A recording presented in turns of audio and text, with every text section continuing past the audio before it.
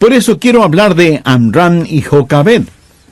Son famosos porque criaron a un niño llamado Moisés, quien literalmente, sin que haya ninguna duda al respecto, literalmente cambió el mundo. Quisiera enfatizar lo suficiente la importancia de la familia. Hoy el mensaje de los humanistas seculares y algunos religiosos es que se requiere de toda una villa para criar a un niño. Lo tienen al revés. De acuerdo a la Biblia, la palabra de Dios, se necesita una familia para criar un niño, que luego formará una familia, y la familia cambiará la villa. Y todo comienza con los padres. La familia viene siendo la sala de clases principal. El Salmo 68:6 dice: Dios hace habitar en la familia a los desamparados. Y usted puede entender por qué el diablo ha sacado toda la artillería del infierno contra la familia. Pero yendo contra corriente estuvieron Amram y Jocabed. Y quiero compartir con usted 4 cosas acerca de la fe para la familia. Y lo primero que quiero que vea es lo que voy a llamar la visión de la fe. Volvamos al verso 23.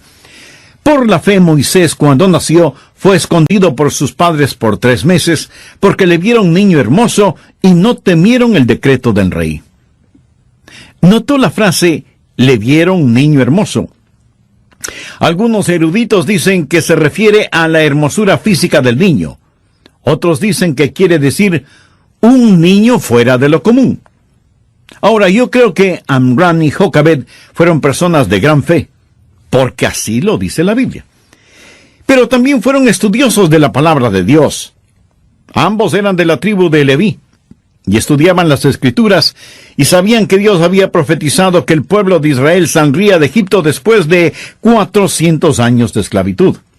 Y el reloj del tiempo seguía marcando los segundos, los minutos, las horas, los días, los meses y los años. Las páginas del calendario seguían pasando, y los 400 años habían transcurrido. El tiempo había llegado. Se necesitaba un líder. Y ahora ellos miraban a este niño fuera de lo común. Yo creo que lo que engendró e inculcó fe en las vidas de Amram y Jocabed fueron 2 cosas. Tenían la palabra de Dios escrita, y el Espíritu de Dios había hablado a sus corazones, diciéndoles que ese niño, Moisés, era el niño apropiado para cumplir lo profetizado. Y no faltará algún padre o madre que me preguntará: Pastor Rogers, ¿es mi bebé un bebé especial? Absolutamente. Es mejor que crea que su bebé es especial. De hecho, cada hijo es especial, y los padres deben ver en cada hijo o una hija un regalo de Dios especial. Recuerdo cuando nació nuestro primer hijo. Su nombre es Esteban, y se lo pusimos pensando en Esteban, que fue diácono en la iglesia neotestamentaria.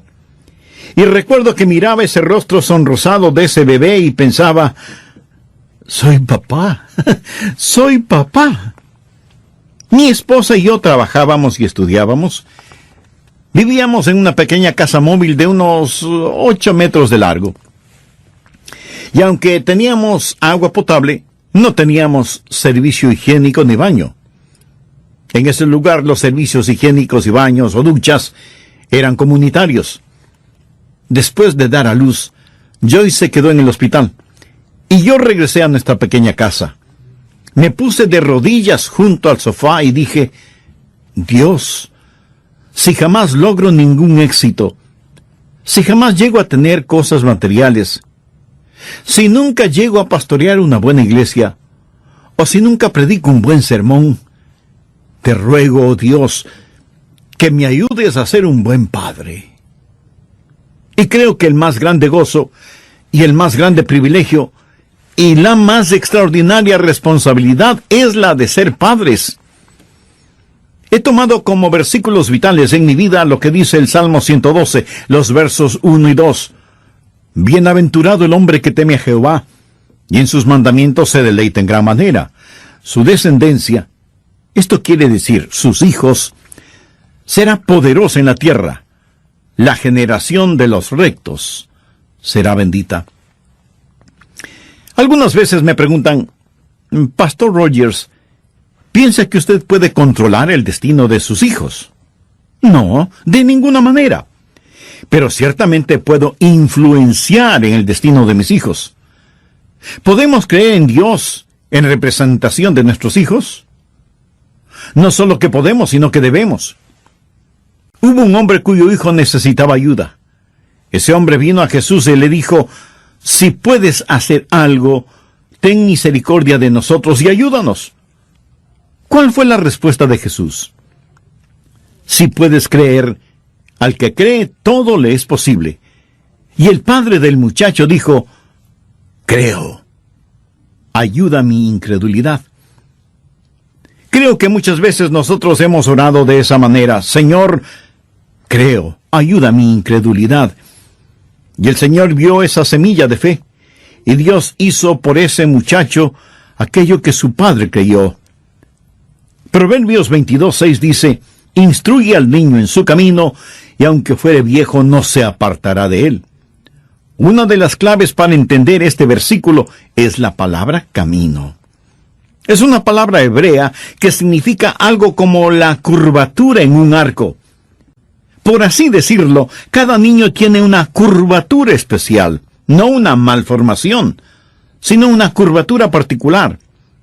Y nuestro deber y gozo es descubrir cuál es esa curvatura. No vea a su hijo o hija como un bloque de granito, y usted con un martillo y cincel en sus manos va a hacer de ese bloque de granito lo que usted quiere. Ni lo intente. Y se evitará tremendos dolores de cabeza. Más bien trate de determinar, si puede, cuáles son los dones que Dios ha puesto en esa persona tan única que es su hijo o su hija. Verá, los hijos no vienen como paquetes estandarizados. Usted tiene que leer el sello que describe el contenido y ver qué es lo que Dios ha puesto en ese paquete especial. Estuve leyendo acerca de ese gran inventor que fue Thomas Alva Edison, el descubridor de la electricidad. Cuando Edison era un muchachito en la escuela, su profesora le dijo que era un tonto que no podía aprender nada, y le pidió a la mamá que lo sacara de la escuela porque era demasiado estúpido como para aprender algo. La mamá de Edison le dijo a la profesora, mi hijo no es ningún estúpido. Lo que pasa es que usted no lo entiende. Yo misma le voy a enseñar. Así que ella se dedicó a enseñarle en la casa. Ella fue capaz de ver esa curvatura en su hijo que la profesora de la escuela no pudo verla. Y amigo, le diré que hay cosas que ningún pastor, ni profesor, ni entrenador pueden ver, pero que los padres pueden verlas, si oran por esa criatura y la ven como un regalo especial.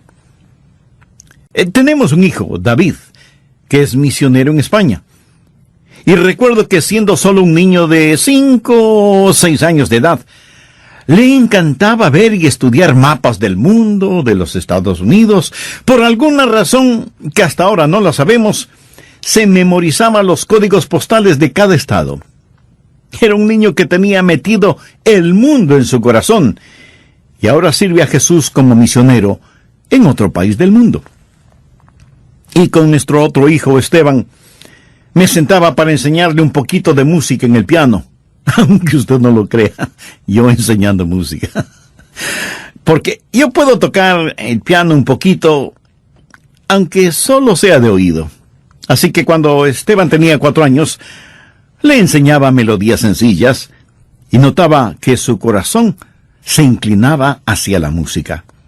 Hoy Esteban es un músico, escritor, arreglista, con un título académico en música comercial, porque esa fue su curvatura.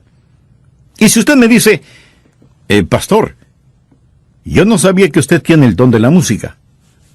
Pues yo tampoco lo sabía. Pero en realidad no tengo ese don. Es más bien solo un agradable pasatiempo. Pero Esteban sí tiene el don de la música. Y cada hijo tiene esa curvatura especial. Cuando se la descubre, tanto padres como hijos salen grandemente beneficiados.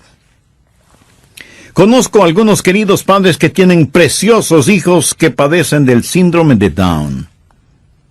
¿Son esos niños especiales? Por supuesto que sí. Usted se sorprendería de saber cuántas vidas han sido transformadas, cuántas vidas han sido animadas por esos preciosos niños. Usted toma ese niño o niña, padezca lo que padezca, y dice, mi hijo es un regalo de Dios, y le pide a Dios, oh Dios Todopoderoso, dame la fe que Amram y Jocabed tuvieron para ver el destino de mi hijo. Esa es la visión de la fe. Ahora, el valor de la fe. Por la fe Moisés cuando nació fue escondido por sus padres por 3 meses porque le vieron un niño hermoso. Ahora, note y subraye la siguiente frase. Y no temieron el decreto del rey.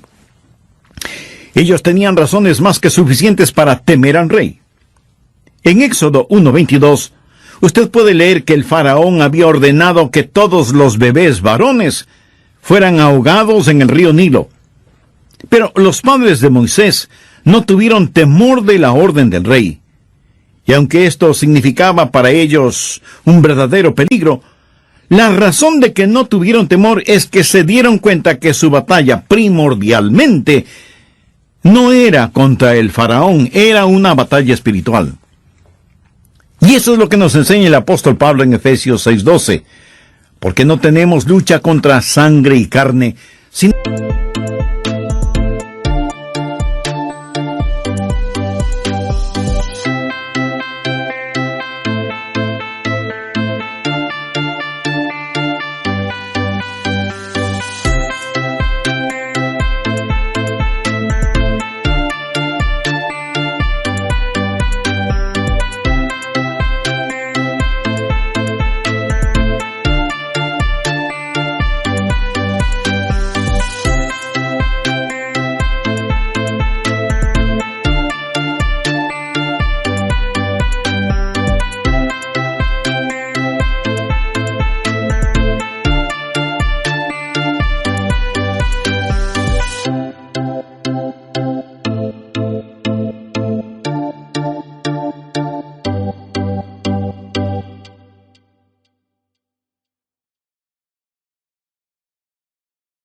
contra principados, contra potestades, contra los gobernadores de las tinieblas de este siglo, contra huestes espirituales de maldad en las regiones celestes.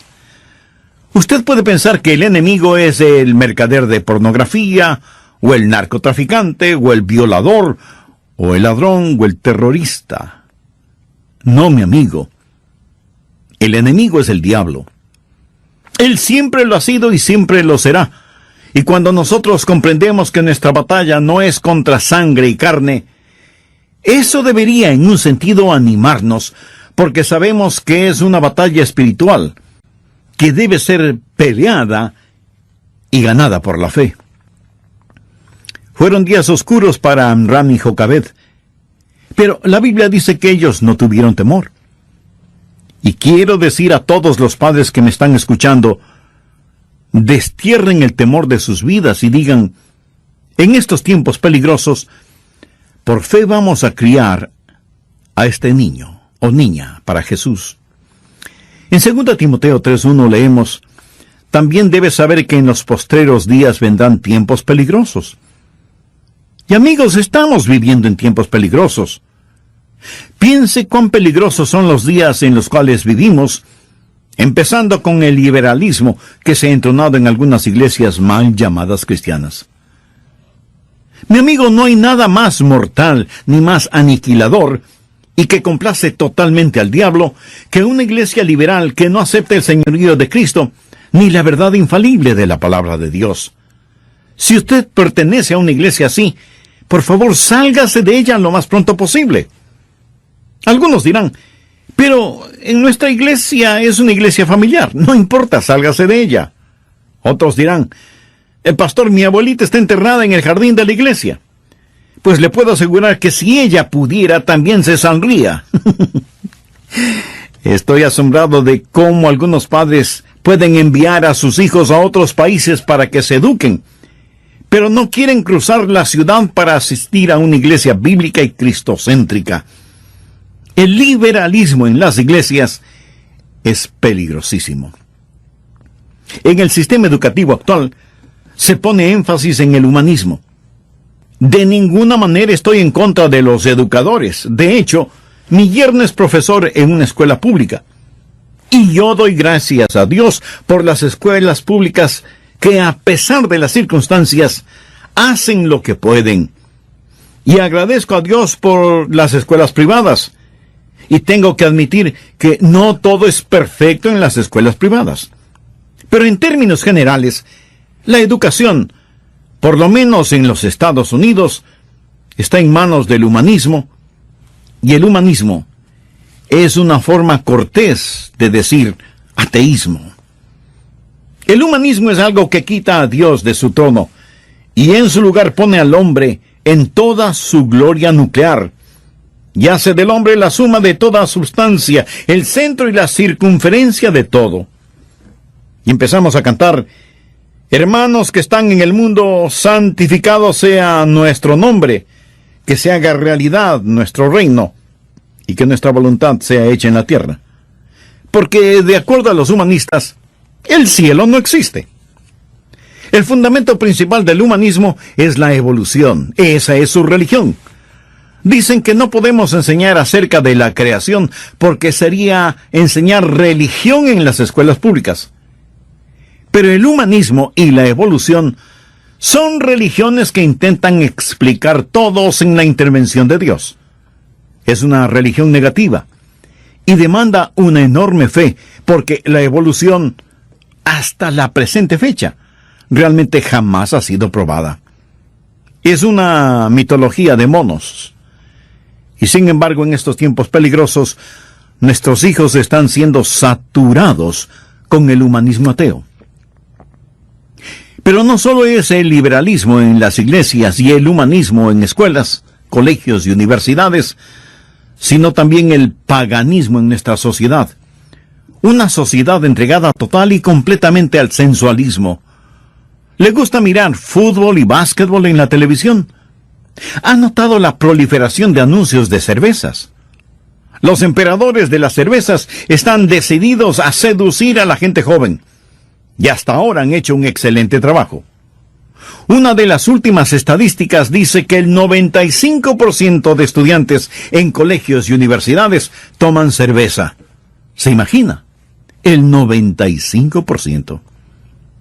¿Sabía que una de cada 15 personas que comienza a tomar bebidas alcohólicas de cualquier tipo, cerveza, vino o licor, se vuelve alcohólica? Otros se vuelven bebedores problemáticos. Pregunto metafóricamente, ¿qué clase de necios somos para tener en nuestra casa a un perro salvaje que muerda y mutile a uno de cada 3 visitantes? Y sin embargo, guardamos licores en nuestras casas. Si usted es un padre sabio, debe hacer 2 cosas. Primero, no tener ninguna clase de bebidas alcohólicas en su casa. Y segundo, establecer en su casa una tradición de: aquí no bebemos nada alcohólico. La Biblia dice en Efesios 5:18, no os embriaguéis con vino, en lo cual hay disolución, antes bien sed llenos del Espíritu. Y la única manera de ser llenos del Espíritu Santo de Dios es teniendo a Cristo en su vida como su Salvador y Señor. Y entonces será un padre o una madre espiritualmente listo o lista para enfrentar estos tiempos peligrosos. Cuando vamos a algún restaurante y nuestros nietos nos acompañan y viene la camarera o camarero y nos pregunta si deseamos un vaso de alguna bebida alcohólica, no solo que digo que no, sino que digo: no gracias, nosotros no tomamos bebidas alcohólicas. Y dígalo claramente, pero sin vanagloria. No sea como el fariseo. Pero deje que sus hijos o nietos le oigan decir: nosotros no tomamos bebidas alcohólicas.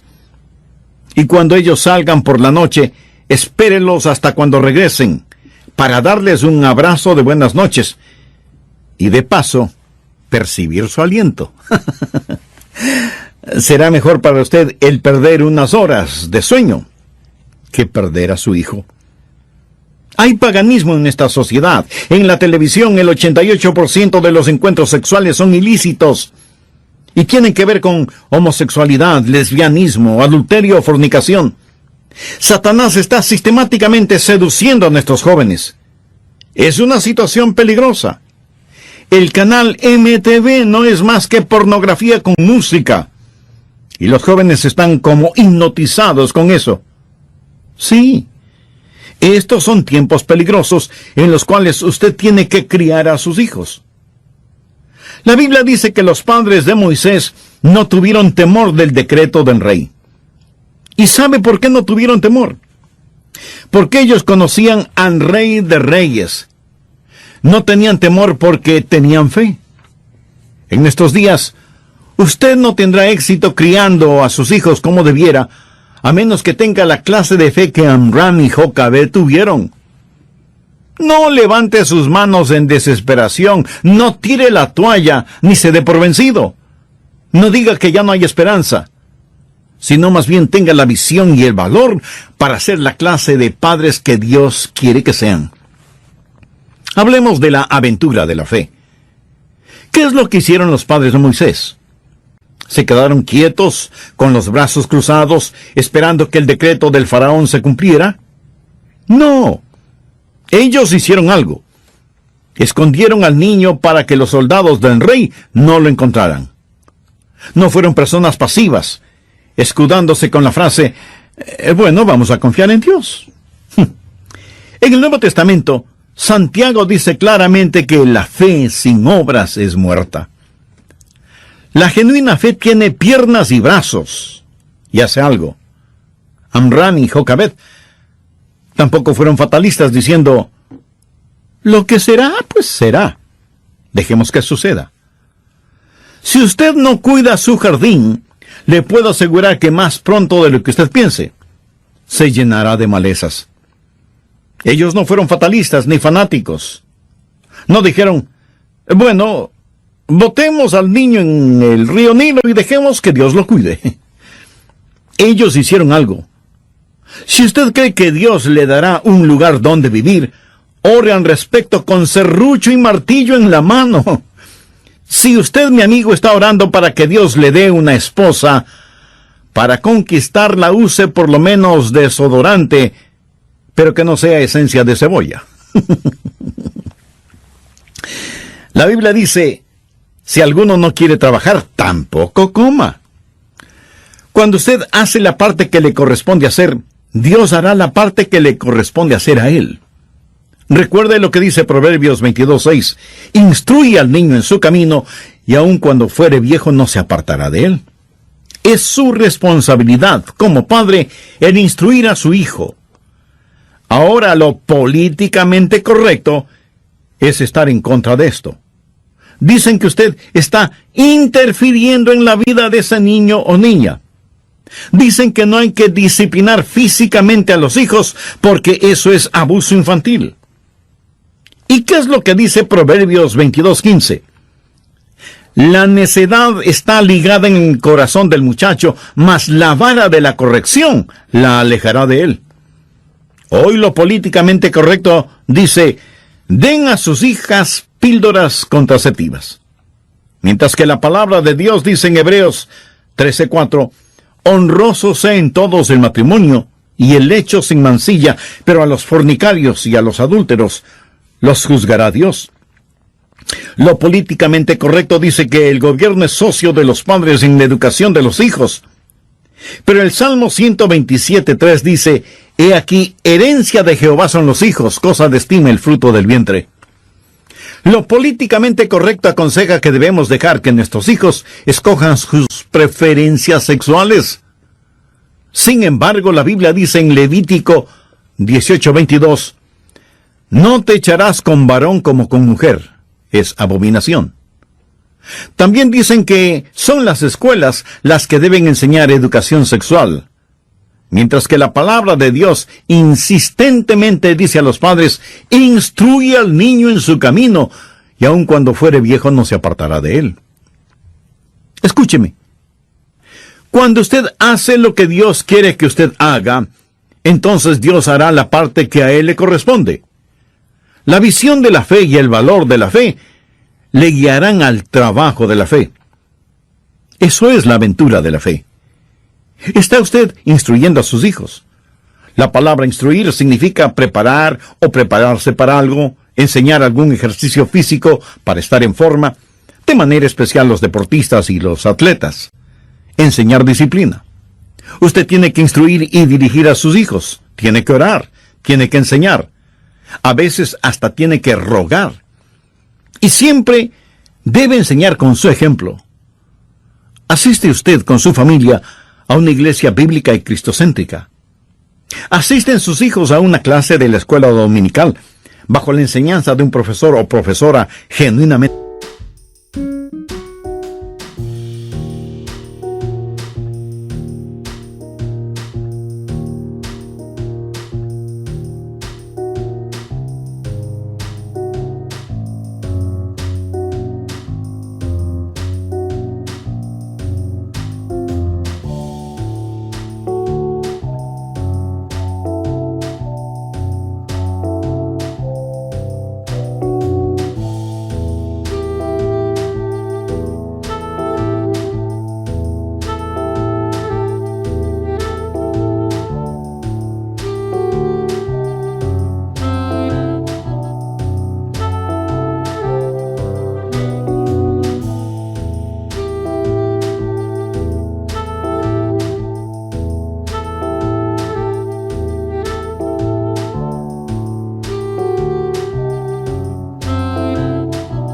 cristianos?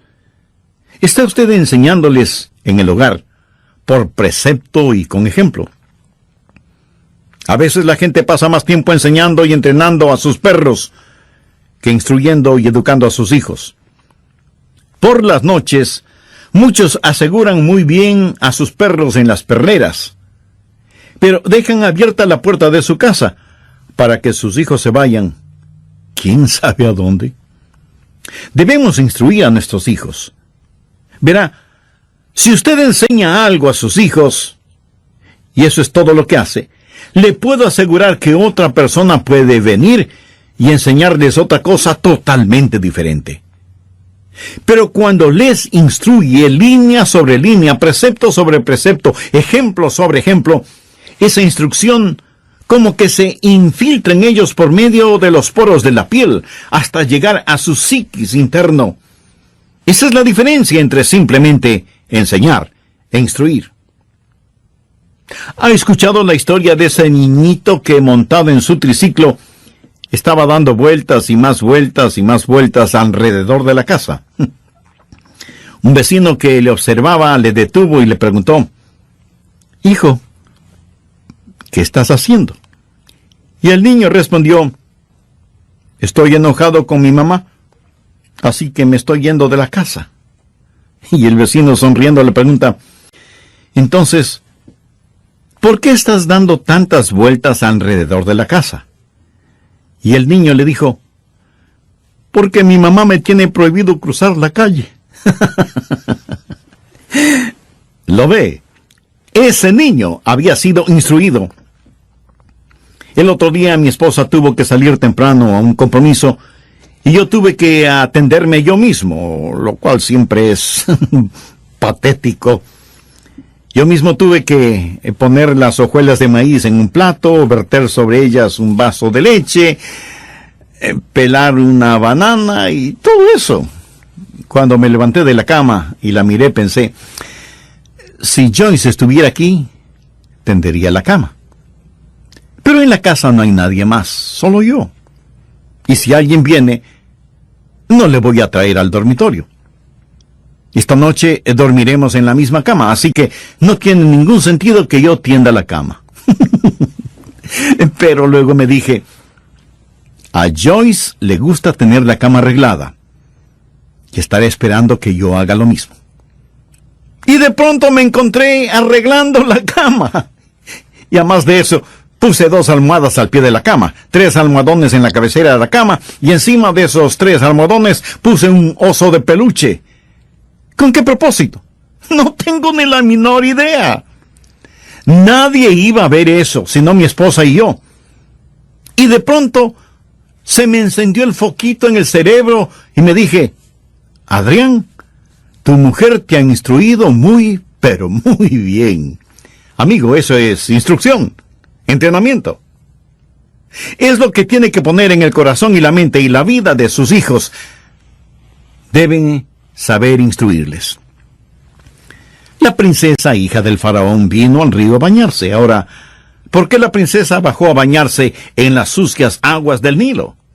Ella tenía un palacio y seguro que tenía en su dormitorio su jacuzzi privado, todo de mármol rosado, lleno de burbujeante agua, perfumada con flores. Entonces, ¿por qué fue a bañarse al Nilo? Porque, aun sin que ella lo supiera, iba a ser instrumento importante en los planes de Dios.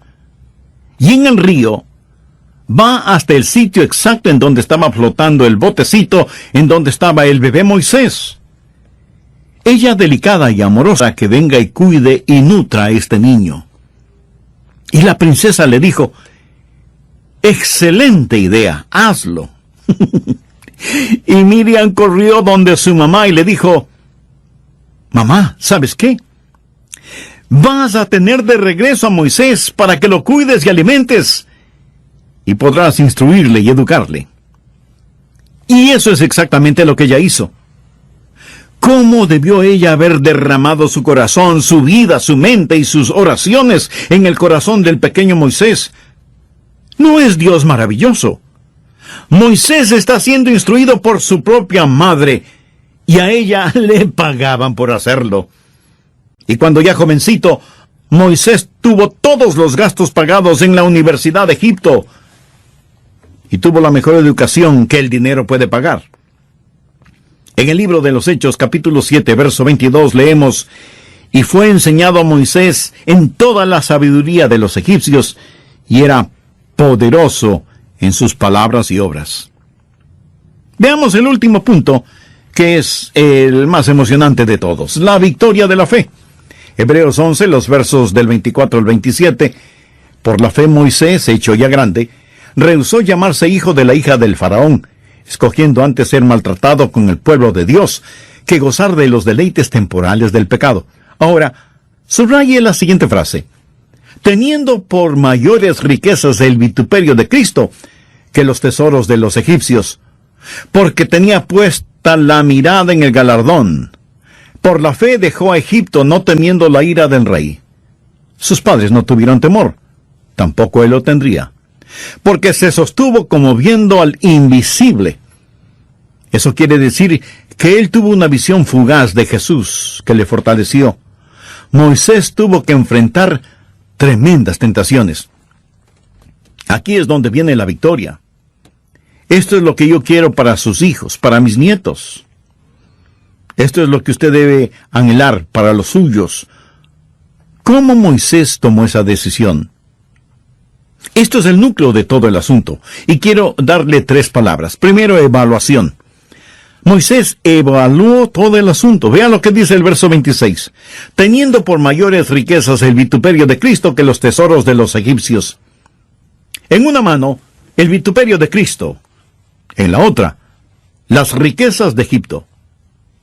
Moisés evalúa qué es lo más importante. Ahora Moisés, debido a las enseñanzas de sus padres, puede ver que las riquezas en Cristo son mucho más importantes que las riquezas de Egipto. Él vio que las glorias del futuro sobrepasarían a los placeres del presente. Él vio que ser un hijo de Dios era mucho más importante que ser nieto del faraón. Él vio que era mucho mejor tener el favor del rey de reyes que el favor del rey de Egipto. Segundo, determinación. Leamos el verso 25. Escogiendo antes ser maltratado con el pueblo de Dios, que gozar de los deleites temporales del pecado. Él escogió, y lo hizo a base de la evaluación. La determinación vino por la evaluación. Sus hijos no van a determinar el vivir para Dios sin tener valores apropiados en el corazón. Moisés tuvo que escoger. La vida de sus hijos estará medida por las decisiones que tomen. Lo mismo es con su vida. Nuestras vidas son la suma total de nuestras decisiones. Somos libres de escoger. Pero no tenemos libertad para no escoger. No somos libres para escoger las consecuencias de nuestras decisiones. Escogemos. Y luego lo que hemos escogido nos escoge a nosotros. Moisés escogió en base a una evaluación, y esa evaluación le guió a una determinación, y la determinación nos guía al siguiente paso: eliminación. Nuevamente veamos dos versos. Primero el verso 24. Por la fe Moisés, hecho ya grande, rehusó llamarse hijo de la hija del faraón. Segundo el verso 27. Por la fe dejó Egipto. Veamos el proceso. Primero, evolución. Segundo, determinación. Y tercero, eliminación. Lo que la mayoría de padres trata de hacer es lograr que sus hijos no hagan esto o no hagan aquello. Dicen: salgan de Egipto. No sean seducidos por el rey y todas sus cosas. Pero nunca les dan buenas razones para que lo hagan. Usted tiene que llegar hasta el cofre de sus valores internos. Una vez que vean esos valores y que tomen una determinación, vendrá el proceso de eliminación. Permítame ilustrarlo. Si usted trata de quitarle un hueso a un perro, probablemente el perro le morderá. Pero si usted pone un jugoso pedazo de carne en el suelo, el perro dejará el hueso y se comerá la carne. ¿Qué es lo que los padres de Moisés pusieron en su corazón? Por así decirlo, pusieron jugosos pedazos de carne, las riquezas de Cristo Jesús. Si sus hijos no ven eso, no aprenden eso, no habrá evaluación, ni determinación, ni eliminación. Y Egipto los habrá conquistado. Pero ustedes pueden ser padres de fe. La visión de la fe, el valor de la fe, la aventura de la fe, le guiará hacia la victoria de la fe. Hace algunos años varios científicos construyeron una gran esfera de acero, capaz de llevar a un par de hombres en su interior. Las paredes de la esfera eran muy gruesas, y llevaron esa esfera al mar, y comenzaron a bajarla hacia la parte más profunda del océano. Llegaron hasta más de 10,000 metros de profundidad, lo más profundo que ha llegado el hombre. La presión de agua era enorme. Si esa esfera no hubiera sido de acero grueso, la presión la hubiera aplastado como un tarro de aluminio. La esfera tenía una pequeña ventana, y por ella los científicos tripulantes pudieron ver algo que jamás esperaban ver en esas profundidades. Extraños peces que parecían solo tener piel. Eran sumamente aplanados y casi transparentes. ¿Cómo podían vivir bajo tan enorme presión del agua? Los científicos dieron la respuesta. Esos peces tenían una presión interna que igualaba la presión externa, lo cual les permitía vivir. Amigo, hay muchas presiones para nuestros hijos en esta época en la cual vivimos, y es mejor que usted se asegure que ellos tengan en su interior algo que les permita